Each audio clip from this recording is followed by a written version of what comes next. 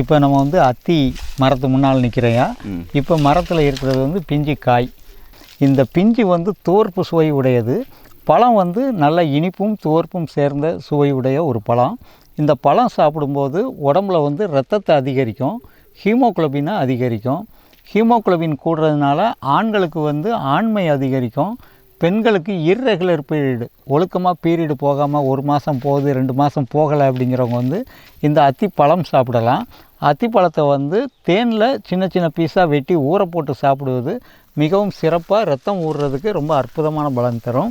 இந்த அத்தி மரத்தோட பட்டையும் கல்லத்தி பட்டையும் மாதுளம் பூவோட பிஞ்சு இல்லைன்னா மாதுளம் பூ இது 3ஐயும் சம அளவு காய போட்டு சூர்ணம் பண்ணி எருமை தயிரில் சாப்பிட்டோம்னா இரத்த கழிச்சல், மூலத்தில் இரத்தமாக போகிற ப்ளீடிங் உள்ள மூலம் வந்து உடனே சரியாகும். மூலத்தை வந்து சித்தர்கள் 9 வகையாக சொல்கிறாங்க.